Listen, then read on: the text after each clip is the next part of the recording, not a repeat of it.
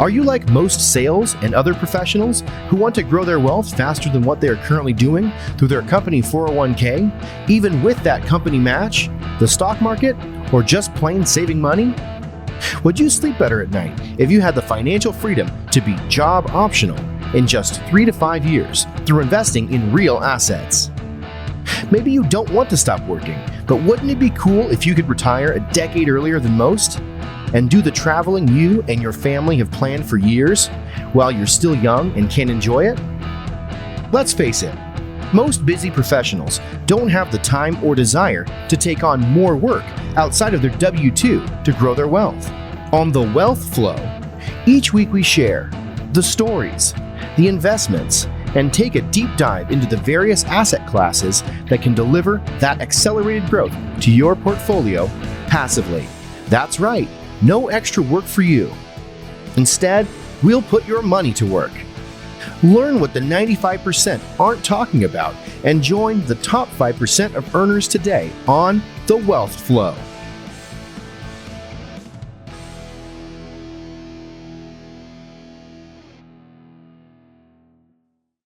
All right, welcome to The Wealth Flow. My guest today is Clay Hepler. Clay is a 7-figure land investor with over 100 transactions completed. His company buys, sells, and develops rural recreational land across the U.S.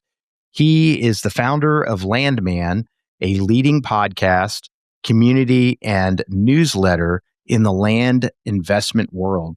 He is also the founder of Landman Accelerator, a top course and community on how to build 6-figure land investing businesses. Clay, welcome to The Wealth Flow. It's good to be with you.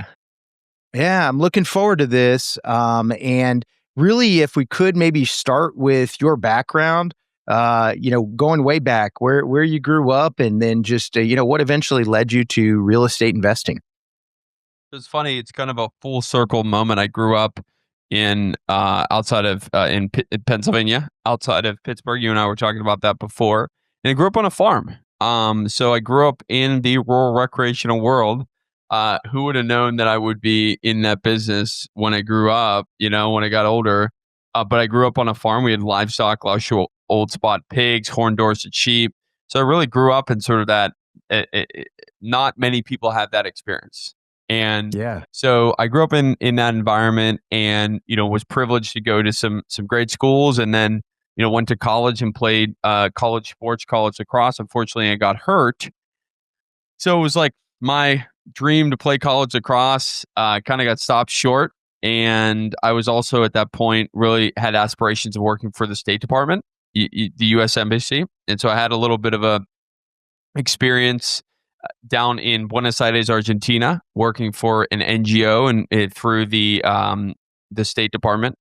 I was working down there for an NGO, which is a non-governmental organization, and I thought I was going to, hey, this is exactly what I want to do, right? I want to get into working for the U.S. Embassy and working for NGOs, and ended up really not liking it at all, right? It wasn't what I call, meritocratic, right? Like you put your time in, and it's 5 years and then you get a promotion. It's not like, hey, I did something really great and then I get a promotion, or I did something really great and then I get an accomplishment or rewarded for something like that. So I didn't really like that. And so I had a lacrosse injury, and then I didn't like, where it was going with the, my aspirations for a career. And so I took some time off of college and ended up never going back. Right. And I joined a family company, chocolate company, scaled that business 2 to 42 state in 18 months. It was luxury chocolate confectionery. We work with private aviation companies. We work with chains like the Omni William Penn, the Omni Hotel chain. We work with small specialty shops. All along the way, I was talking to these business owners that own these specialty shops, listening to the Bigger Pockets podcast, and I heard about real estate, right? All these podcasts that are very popular today, and content that's very popular today, and learn about real estate. Hey, get no money down real estate, invest in real estate. It's the only way to build wealth, all right? I drank the Kool-Aid. I drank the Kool-Aid fully. So about a year and a half after I joined the family business, I said, hey, I want to go out and do this on my own. And so I went and joined a local mom and pop guy, had a couple hundred units, learned the business through him, then scaled a wholesaling house flipping company. We did about 70-ish, 75 deals our first year and kind of cut my Wow. teeth, right, on someone else's dime. And then I started to buy smaller multifamily apartment buildings. That was about 2 years buying small multifamily apartment buildings, house hacking, buying these old vintage, 1900 builds in Pittsburgh. Horrible Yeah. experience with CapEx and expenses. And I'm sure I can get into that later if you'd like me to. And then, in 2022, the day before Thanksgiving, I get a call from my wife. She's hysterically crying. Her company goes under. She loses her salary for the entire month of November. In 2023, we have our wedding coming up. We bought a Airbnb in Colorado earlier in 2022, 5,000 square foot Airbnb with 5 bedrooms, 6 baths, massive, massive mortgage. We had to pay for that. We had to pay for our lives. And all of a sudden, our core income that we were making money that was allowing us to just get by while we were building this compounding machine, which we thought would start to cash flow sooner, got extinguished. And so at that moment, I said, hey, I know I needed to do something. I had to figure something out. I had to step up as the producer of our family, right? It was my responsibility. And so, because I had the background in sales and marketing, because I had the background in wholesaling and house flipping, I found the blue ocean of land investing. I found land investing, which, you go down to RIAs or your local multifamily meetup and you hear people talking about houses or self-storage or multifamily, smaller multifamily, syndications, private equity, all those words you hear, but you don't hear anything about land investing. And so I was like, this is an undiscovered niche that I want to go fully into. I want to learn this niche. And it was a quick way for me to produce cash. So I know that was a really long-winded way of how I got started in real estate investing, but that was kind of my journey, right? I dabbled in wholesaling. I dabbled in multifamily, smaller multifamily, even did a self-storage deal when I was working for that company. And then I went fully into land investing and has not looked back. Okay. Yeah, that's first let's go back maybe to the wholesaling. Because 70 wholesale deals in a year is pretty impressive, especially for year one. I think it's kind of interesting, just an interesting story. You mentioned the wife's salary helping you along to do all these things, and then you would think with some of the wholesaling business that would be enough to generate the income that would be needed. And I think it's a good lesson just for those listening that are trying some of that stuff that don't always realize that it's, it's not just Lambos. Real estate investing is not this, huge money-making thing in some respect, depending on what asset class, right? So maybe if you could tell us a little bit about your journey there, give us a little bit more flavor on that. Yeah. And I left out a really distinctive, important detail, right? So we had this success with this company, and then the owner of the company and I amicably parted ways, right? I started to buy my own buildings at that point and felt like there was interest. And I respected we had a very good relationship. And so we left on really good terms. But at that point, I wasn't doing the high volume wholesaling. Okay. And also, let me say this, I was working for someone else in their wholesaling business. So you think 70 deals a year, which is really good, but I was the guy, I was running the show. I wasn't making the show, right? Yeah. And there's a distinctive difference between, running the show and making the show, right? And so what could have been a really lucrative opportunity for me, I was just really helping this guy get wealthy, right? I was learning the ropes. And I that was a very valuable experience that I wouldn't have traded it for anything, but like I wasn't taking the lion's share of those profits at all. So that's definitely important to know.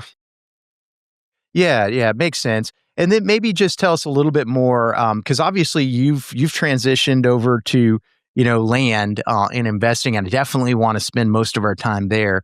But just curious as to some of the small multifamily. Give us a flavor of kind of some of the lessons that you learned there, and maybe why you didn't stay in that particular asset class and decided to look elsewhere and find something different? Yeah. So first, I think there's a couple of lessons in multifamily that I could talk about, and I can relate it to land as well. Okay. Okay. So the Sure. reason why I really thrive in land is because of my personality, my investor DNA, who I am at my core. I like to trade. I like to deal. I like to move paper. I like to Mhm. find something. I like to improve it, and I like to sell it. Right. The entire ball game of multifamily, 90% of it, right? And you would know better than I would, Keith. So obviously, please correct me if I'm wrong, right? But the entire ball game is management, Yeah. asset and property management. That's the ball game. So Yeah. you got to buy it right. Of course, you have to buy it right. I mean that goes without saying. But I can tell you, we've gone through 3 property managers in our portfolio, right? And our portfolio is not big enough at this point. Like if you have under 100 units and over 10, and you have other things going on, like you need to have a property management company. And so I'm in Right. that. I'm on the upper end of that. But like there's still no economies of scale. You still have maintenance override fees. You still have property management fees. The property management company is not acting like an owner. They're acting like I make money off of overages. And so you've kind of misaligned incentives there.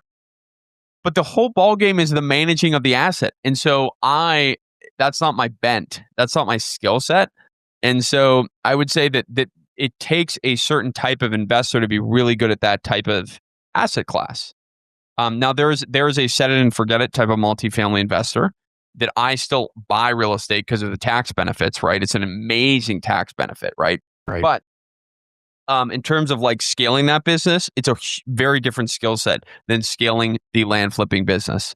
And so that's really important. And also the last thing here is the cash generation. Okay, the gone are the days. At least now, you and I are talking in June of 2024. Gone are the days of very quick cash flow from multifamily properties because of the interest rates, the interest rates with the relationship to cap rates, right? There's not a lot of cash flow going on. And so it's very hard to cash flow your way out of a job in a very short period of time unless you have a ton of money. And I didn't have a ton of money. I wasn't born with a silver spoon in my mouth. And so I was trying to scale this business that inherently had more expenses than I was anticipating. And it really made it difficult to scale. And so I know that's a lot. I was kind of went on there a little. I hope that was a little bit focusing, but that's the differences that I see in terms of multifamily versus land. Yeah, no, that's great. Appreciate that distinction. And yeah, if we can, Clay, maybe just go into, tell us a little bit about this land investing. What is it that you specialize in? Um, has it changed from the initial deal that you've done? Kind of give us a little bit of information on that. Yeah. So imagine you are looking at a map, and on that map you have, you're in, San Antonio, right?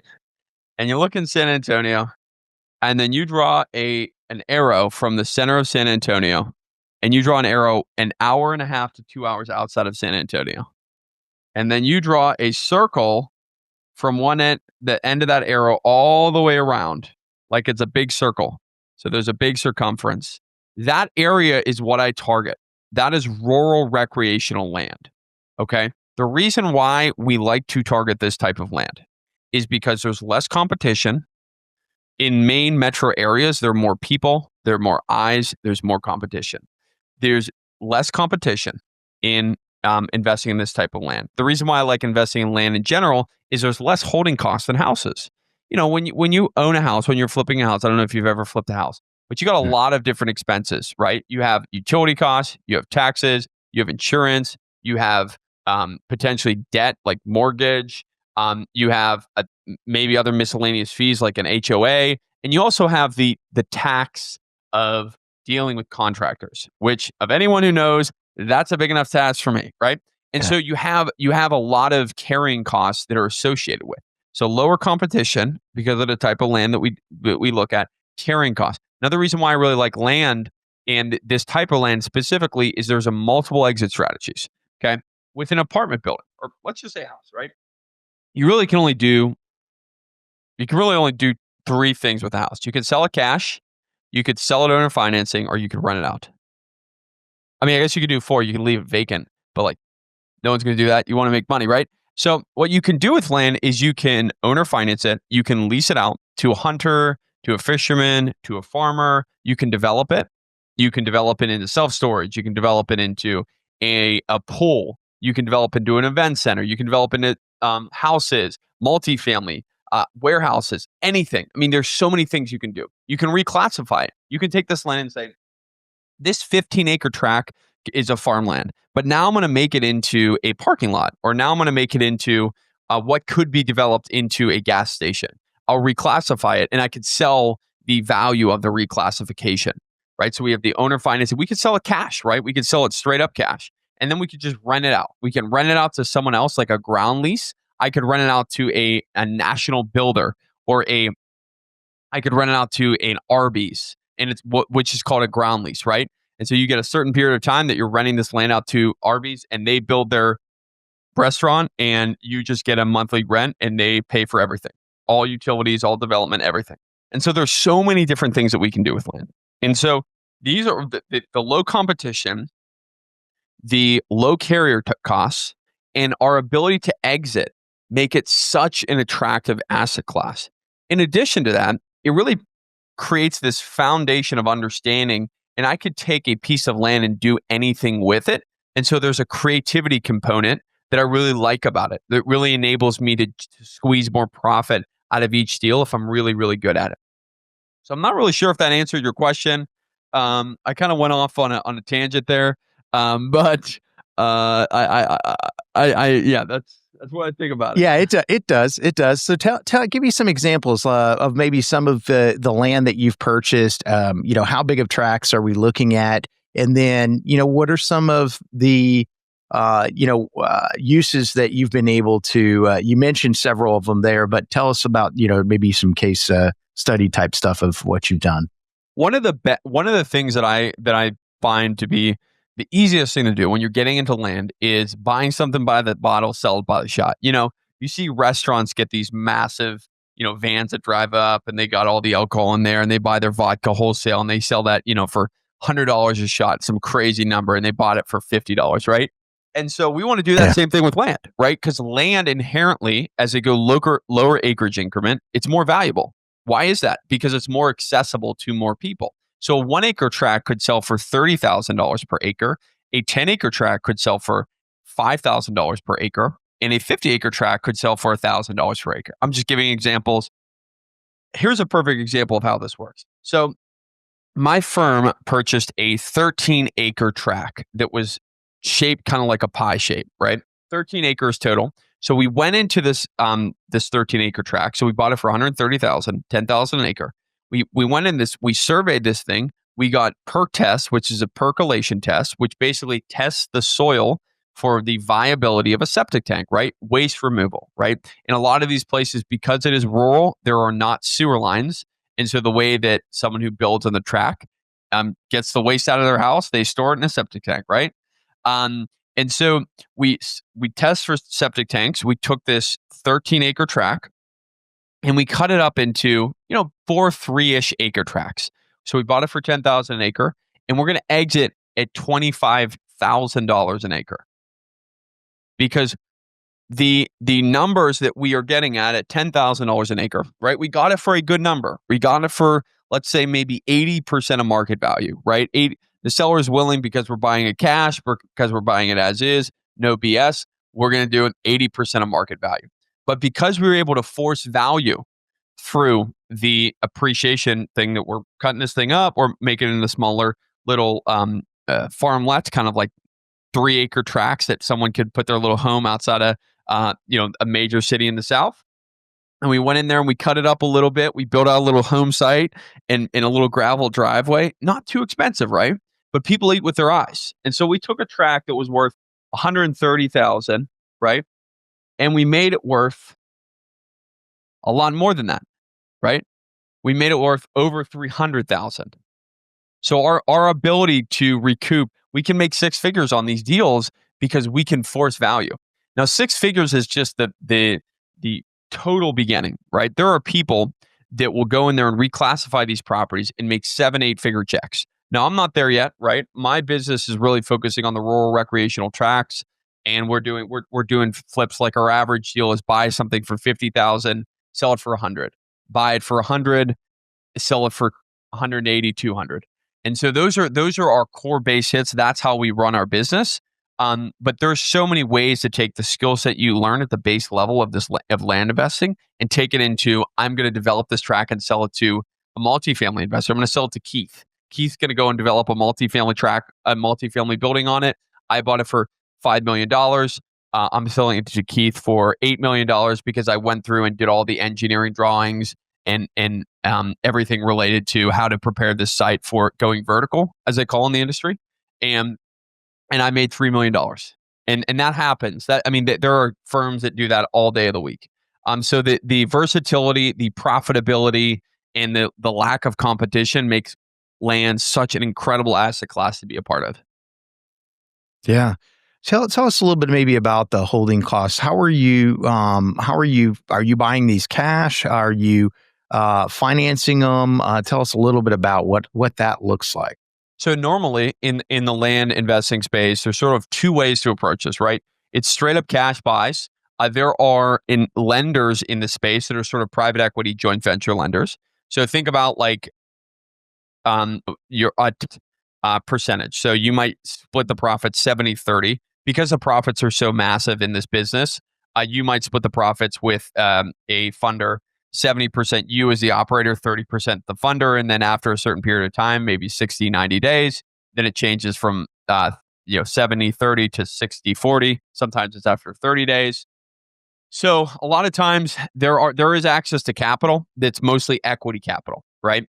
Because the hard money lenders have not penetrated this market. And so a lot of hard money lenders don't really like that. And so the access to capital in the business, it's not nearly as readily available as in the house flipping space, because it's also an immature asset class, right? There's still so many mom and pops and unprofessional operators.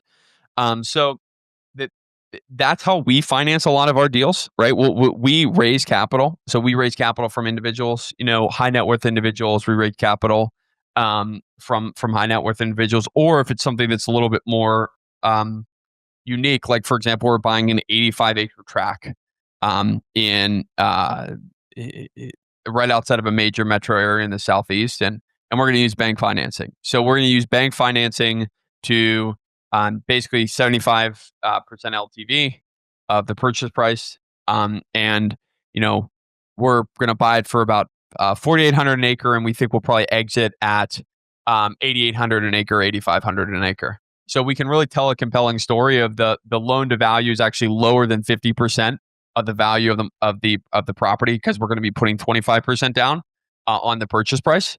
And so we would raise capital for the 25% down on something like that as well. Okay. Interesting.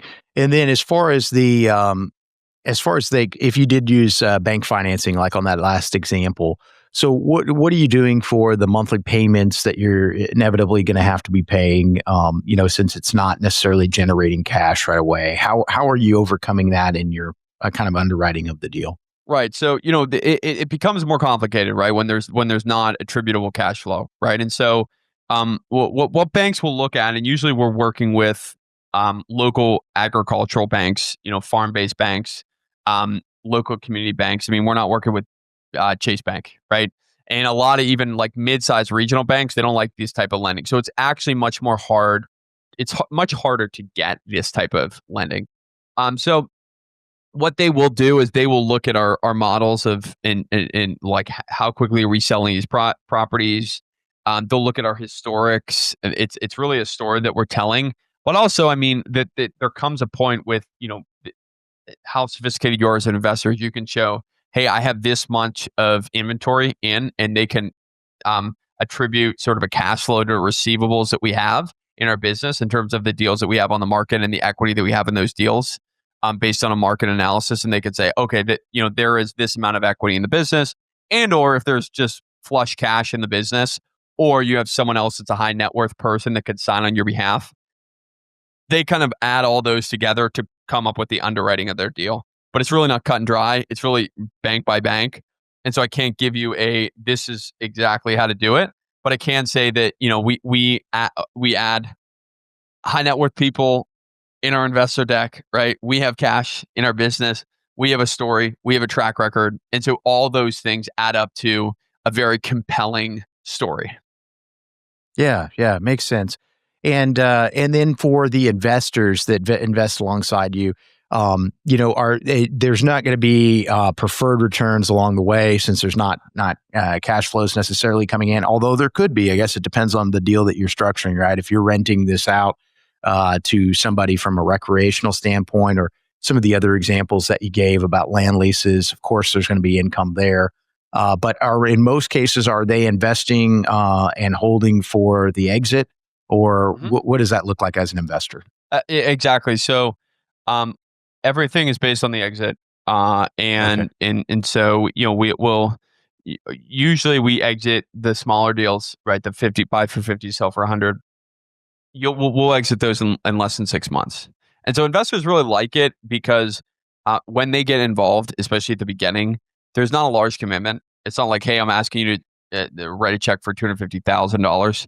It's like, hey, you can go a little bit lower, 75, 100,000, and you can get your money back theoretically depending on how fast the market is, in less than 6 months. I mean, last year it was like 30 or 3 months. I'm sorry, about 99 days. That was our cash conversion cycles of how quickly we were selling this dirt.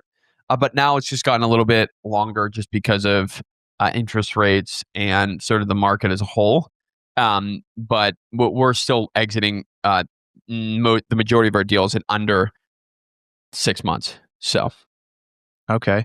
And then what about as far as how are you finding these deals? Are these through brokers? Are these off market? What is yeah, we what is have it? an off market machine. So we spend a lot of Okay. money building. I've spent a lot of money building a very sophisticated off market process to generate leads, to generate opportunities. And then we have a CRM full of thousands of leads that have reached out to us over the years, and we work the CRM. I mean, it's like a standard, like a house flipping. Imagine a house flipping business, wholesaling business, even multifamily business. You have these off market leads, and you continue to work them, and then you have a sales process of how to convert them. Percentage of the leads that come through your system, you convert, and those are the ones that you buy, and and that's how you scale your business. So we do primarily off market deals. Okay. And so on some of those, like the example of kind of the bread and butter stuff, the 50, buy for 50, sell for 100. What are some of the things that you're doing to create the value to be able to turn around and sell it for the 100? You mentioned obviously subdividing it up into smaller parcels, maybe putting driveways in. But what are maybe some other examples of some things that you're doing there to create the value in the land? Yeah. So a lot of times the real value that we have as land investors is that the space is still very immature, and so there's a lot of market inefficiencies. And so we can get these properties for prices that are, say, below what you would get if you're buying a house, right? Sometimes you could say, hey, I'm buying this house for 60% of market value. We really can buy these properties for much lower than market value because we're providing these sellers a solution to, they have this dirt that land is, as people say, it's a liquid. And so we can come in here and add liquidity to the market. And by us adding liquidity, we can capitalize on market inefficiencies, right? And so, that's very valuable to people. That is incredibly valuable. You would not believe how many people I've talked to that have owned this land for 35 years and haven't done anything with it. And they're just like, hey, I just want out. I want to sell this thing. I don't have any emotional attachment to this. It doesn't matter if I really sell it, but I'd love to convert this dirt into dollars, right? And then people eat with their eyes on the back end, right? So, well, like you said, we're making these pieces of land much more attractive in the eyes of our target seller. Like, so when you're selling land, it's an internet marketing game, right? It's if I have 15 10-acre parcels in a county, and um that they're all basically the same price. Like, which one's going to sell first? I mean, location is important, obviously, but for the majority of these counties, it's very rural. And so they're kind of all equidistant to the nearest town. And so most of the time, the real way that we can sell these parcels quickly is we're getting full drone photos. We're presenting them incredibly well. We're putting really sophisticated listing descriptions together. We're cutting them out. We're building out home sites. We're putting in gravel drives. We're doing things like parking the lot or drilling for a well or adding access or road frontage. Doing all these things that make a lot, a piece of land, an actual home site, an actual sanctuary, right?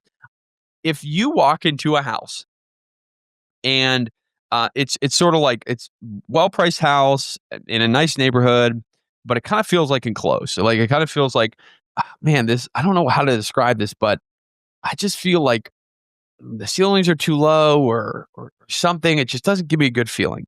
And so many houses don't sell because of that reason. And it's a simple sledgehammer problem.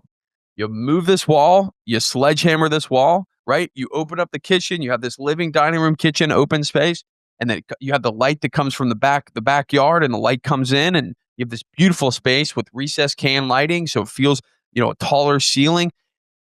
That's not expensive, but that can add $30, $40, $50, $100,000 of value to a house, because people, when they walk into a house, that matters, right? Like I remember when we were getting appraisals for our burrs, we would go over to the house and we would bake cookies before we got these appraisals. We'd bake cookies and we'd give the appraiser a sheet, 20 pages long, our top 3 comps. These are all our improvements. These are all the reasons why we think this property is worth X number.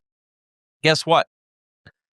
Appraisers love the smell of cookies. They might have a little bite there. And it's more about the presentation, right? It's the eyes of the person that's receiving. So I know I kind of went pretty far there in describing this, but people eat with their eyes. And if you can make a piece of land, just a couple of trees, they'll be able to see the forest from the trees. And that's what we want them to see. Yeah, no, it makes total sense. And I can completely see that. So on the ones that you're doing right now, if you were to look at like over the last, say, year, about how many of those are, larger tracts of land that you're converting into kind of the example that we just talked about, into a potential residential home site? And how many of them, would be something that maybe you're doing a commercial land lease, or doing something where, you're changing the use of the land to create value? What? Yeah, so 0% of them we have re-entitled or reclassified. I wish I could say 15, because I would be probably living in Malibu. And I would definitely show up in this and have like a Maserati or a Lamborghini in my background.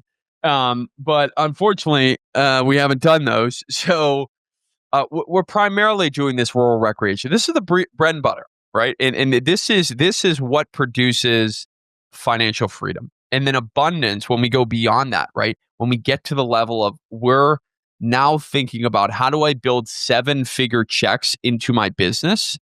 That's where we are currently.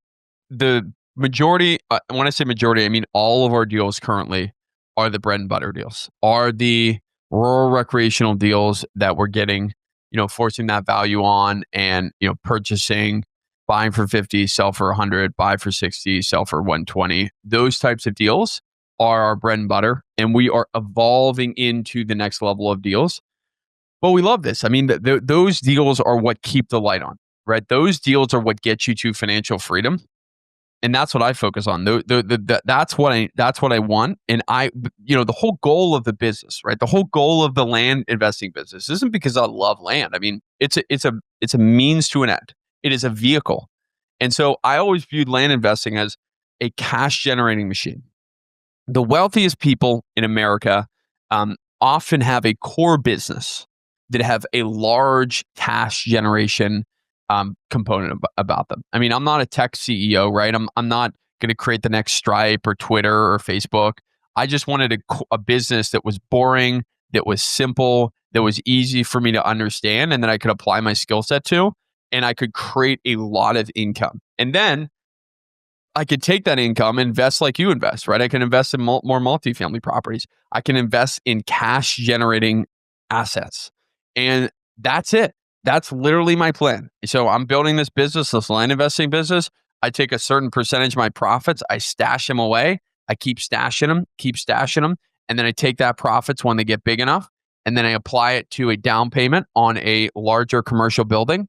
And then I use the commercial building to start to chip away at paying for my life. And then I use the tax benefits of that commercial building to completely eliminate or massively minimize my taxes. It's not rocket science. That's my plan, and that's what I'm going to continue to do until I can. Yeah, no, that's a great plan, and you're right. I mean, that's the whole purpose, right? And you're in a good situation, especially with the offset of the taxes that you're a real estate professional. You're doing this all, as your active income. And so you truly are able to, get close to, if not eliminate, your income tax bill, which is fantastic. That goes a long way. Tell me a little bit about, from a geography standpoint, Clay, where are you investing right now? Where are you targeting? So I wish I could tell you a specific state or county or wherever, but we really go where there's a certain formula, right? And I'm going to give you a little bonus here that what marks a healthy market for land is that there is a high sell-through rate. Land is, as most people say, it's an illiquid asset, right? If you get a bad piece of land in a bad county, forget about selling that thing quickly. Forget about it, right? I trust me, I know, because I have a piece of land like that and it still hasn't sold. So it's been well over a year. So, long story short, what we're looking for is markets that have a certain level of a sell-through rate, which really indicates the health of the market. How quickly is the market moving? So I've done deals in Michigan, Wisconsin, Minnesota, South Carolina, Virginia, Alabama, Arkansas, Tennessee, Georgia, North Carolina, Pennsylvania. I've done deals in a lot of states. And so I'm not state focused. I am market focused. I am county focused. So it's very common for land investors, because the amount of tracks in a specific county, there are very few. And this is just my business model. There are plenty of other land investors doing different things, but this is me chasing the markets that have the highest velocity. And so when I buy my deals, they can move quickly, right? In land, there are two things that are absolutely vital to your success as the way that we do business. The first thing is picking the right markets, right? If you don't pick the right markets, you're setting yourself up for failure. It doesn't matter how low of a value you get a property for. If that property doesn't sell, your return on investment is going to be very, very low. We are okay with paying a little bit more if our properties sell in 30 days or 14 days or 45 days. And the number two thing is sales process, right? So if you understand the market selection and you understand, if you have a good sales process, you're going to be successful. You're going to build a multiple six-figure profit, multiple seven-figure profit business in no time. And those are the two things that we really focus on in our business in order to continue to produce predictable results. Okay. And when it comes time, Clay, for the exit, are you working with a real estate broker to market the sale of the property, or how are you doing that? That is a great question. Yeah. So we rely, because of the type of properties that we sell, we rely exclusively on, at this point, real estate brokers for a dispositions team. So they're the people that are on the ground. They know the area. They can say, hey, if you craft the listing agreement in this specific way, or I know my cousin's aunt's brother is going to want to track like this, right? We rely on these guys and gals that are local to these areas to help us out, to help us give their market intelligence and also list the property for us. So that enables us to really have this sort of a strategy that we're able to go to a bunch of different markets, because we rely on the intelligence of people that have relationships in that market. And that includes, like, if we move into a different market and we want to survey the property, or we want to build out a home site, or build out a road, we rely on our local relationship through the broker to help us get there. Yeah. And do they help with any of the research on the front end, as far as how long certain tracts of land are staying on the market to give you a sense of that, or how are you finding out that info? So we have an internal software that allows us to do that. You Okay. can go to Redfin as well, but you can also rely on brokers. So you can, as you noted, use brokers to help you with that. But we have a variety of different ways that we can find out how quickly a market's going to sell, or how quickly a piece of land is going to sell in a market. Okay. And what about, tell us a little bit maybe about the Landman Accelerator course, and, kind of what you've done, and what you kind of envision of this course to be able to help investors kind of get into this space. Right. So if your ears are perking up and you're saying, "Hey, like me, a while ago, I heard this opportunity in land, and I said, wow, like, this is exciting. No one's talking about this. There's a clear blue ocean here, and I want to get in." So I got in and I took a couple of courses, and most of them left a lot to be desired. And the reason why is because a lot of people in this space, in the land investing space, um, were successful 10 years ago. And they're the same people that are teaching the same thing that they taught 10 years ago. And so I had to build this business like a plane, dovetailing, or not even dovetailing, absolutely going to, about to hit the ground. I had to duct tape this plane together in order to make this thing fly, so that my life wouldn't implode. I mean, I literally thought I was going to go bankrupt. I thought I was going to have to, give up all my real estate properties. I mean, it was really, really bad. And we had to cancel the wedding, and it was luck. I mean, I'm not going to say it's all purely skill. I had a couple of really good deals at the beginning that really projected me and enabled me to be successful. I can't just attribute it on, I'm the greatest land investor since sliced bread, right? There's a component of luck for every investor. And if they don't say there is luck, I mean, I don't know if I believe them.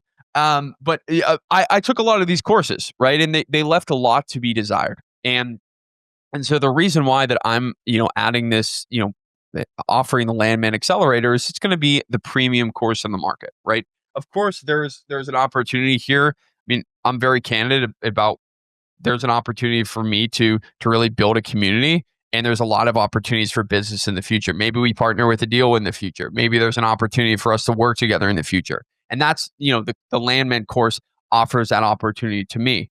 But I know that my process in terms of sales process, because of my background in being a lot of different real estate industries, as well as my building this business out of necessity, really creates a curriculum that's going to enable someone to go from 0 to 6 figures in the first year. And so that's really who the course is for. And that's why I created it, right? To serve as the premium course in the market, relative to the other courses. Okay.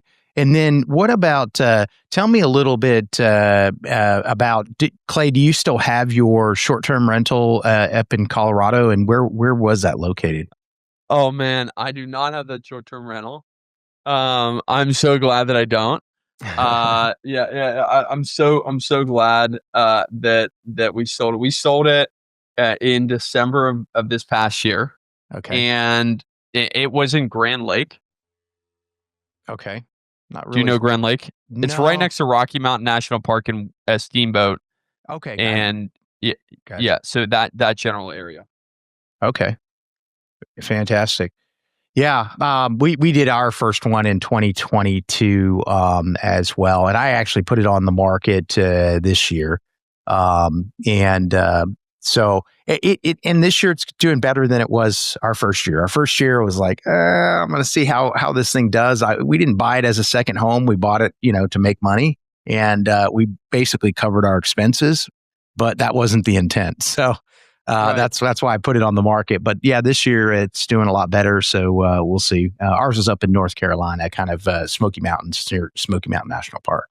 So yeah, it's a completely different business, right? It's a hospitality business, and I went into it. We thought we were going to eventually move there, and so it was sort of a pseudo emotional purchase.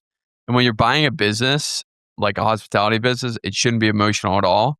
And so, I mean, I would take responsibility that it wasn't the greatest purchase in terms of like the ROI. And it really turned into an even worse purchase because of how isolated it was, because of all the issues with CapEx and expenses.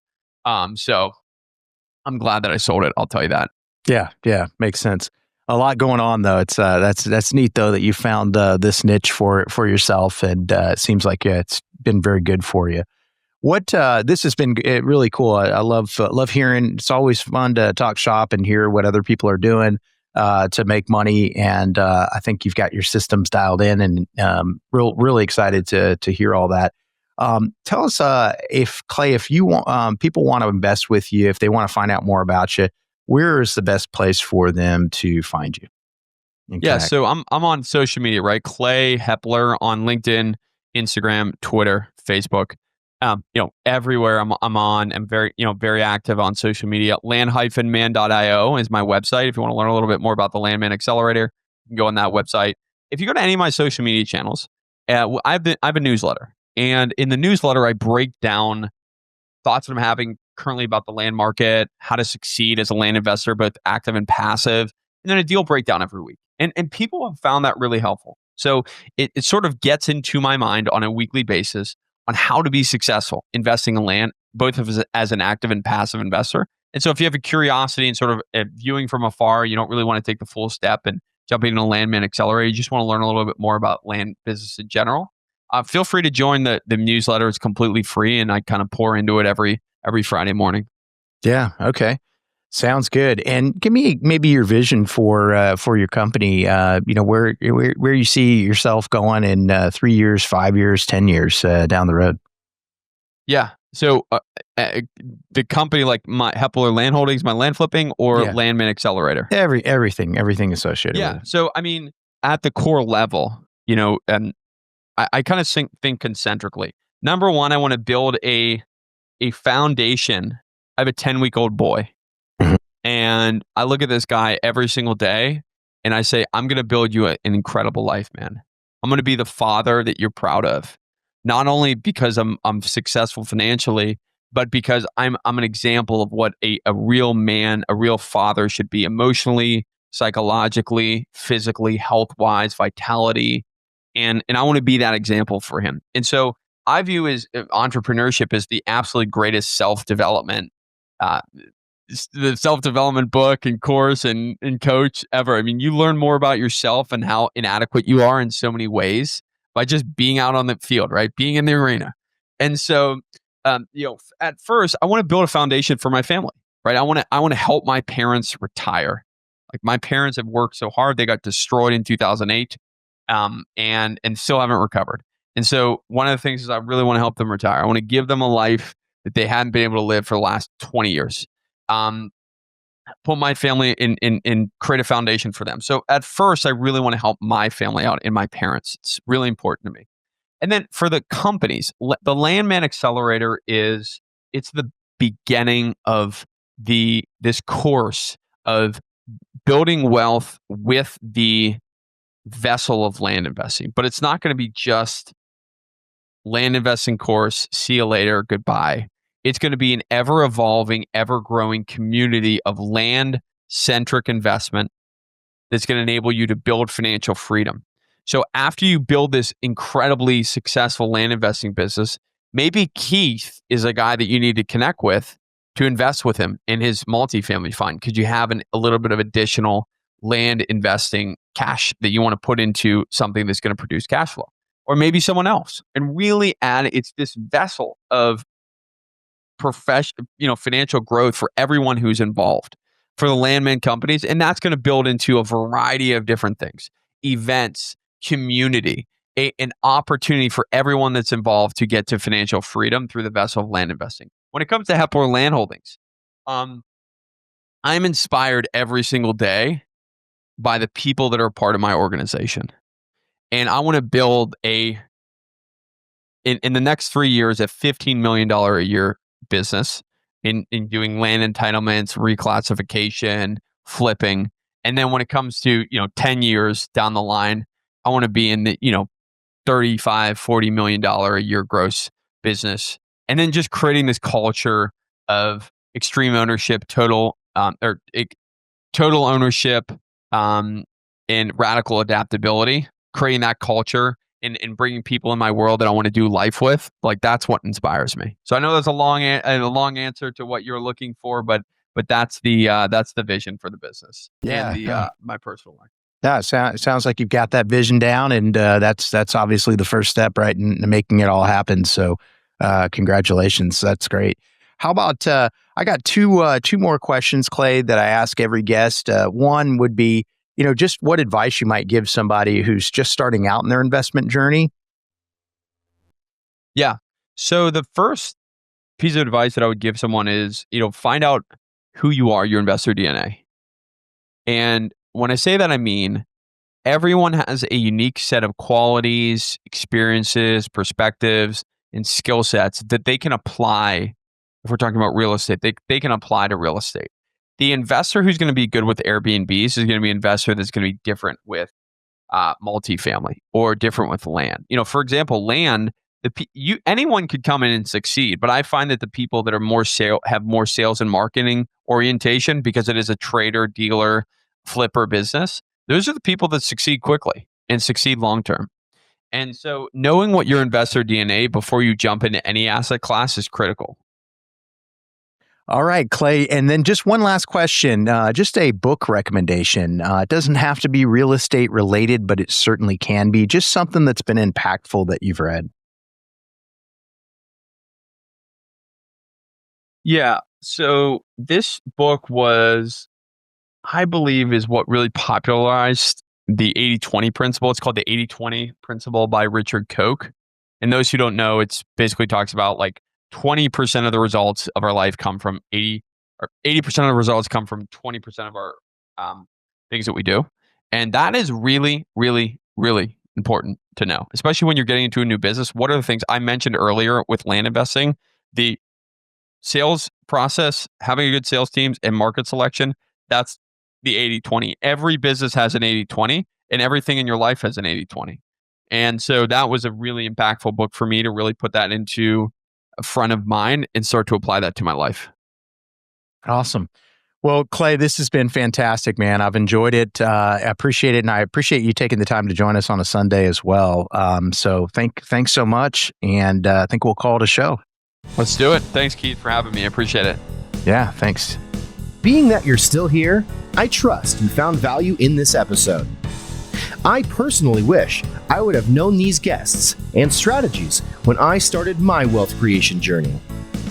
Go to wealthflow.capital to subscribe to our newsletter.